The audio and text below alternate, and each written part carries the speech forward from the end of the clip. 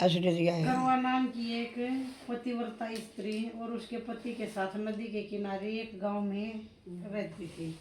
प्रतिदिन उस पतिव्रता स्त्री करवा का पति नदी में, उस लुगाई का नाम था, स्नान करने जाता। एक दिन नदी में स्नान करते समय एक मगर ने उस व्यक्ति का एक पैर पकड़ लिया। इस पर वह ऊंची आवाज में करवा करवा कहकर चिल्लाता हुआ अपनी पत्नी को सहायता के लिए पुकारने लगा। उसने पति की आवाज सुनकर करवा भागकर अपने पति के पास आ पहुंची और अपने अस्तित्व के बल पर मगर को कच्चे धागे से बांध दिया।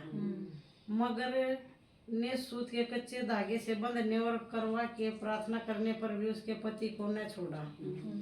अपने पति की प्राण रक्षा हेतु करवा यमराज के यहाँ जा पहुंची और यमराज से बोली, हे प्रभु, एक मगर ने नदी के जल में मेरे पति का पैर पकड़ लिया।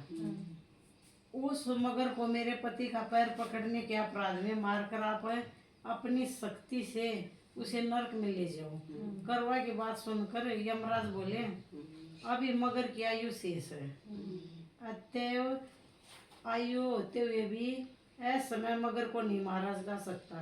इस पर करवा बोली, यदि मगर को मारकर आप मेरे पति की रक्षा नहीं करोगे तो मैं साप देकर आपको नष्ट कर दूंगी। पतिव्रता करवा की धमकी सुनकर यमराज डर गए।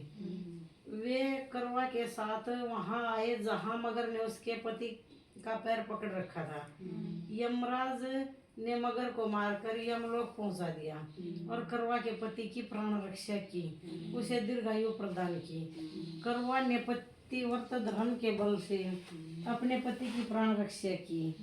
इस चमत्कारिक घटना के दिन से करवा चौथ का व्रत करवा के नाम से प्रचलित हो गया। जिस दिन करवा ने अपने पति के प्राण बचाए थे उस दिन कार्तिक के कृष्ण पक्ष की यही चौथ थी। हे करवा माता, जैसे आपने अपने पति की प्राण रक्षा की वैसे ही हम सब अपने पतियों के जीवन की रक्षा करेंगे। बोलो करवा माता की जय। पतिव्रता जो स्त्री हो ना, उनका उसके सामने तो भगवान ने भी झुकना पड़ा, लेकिन सती मर्दर पतिव्रता स्त्री हर जगह ना पाती। दूसरा आदमी के तस्करी हो भी ना हुआ।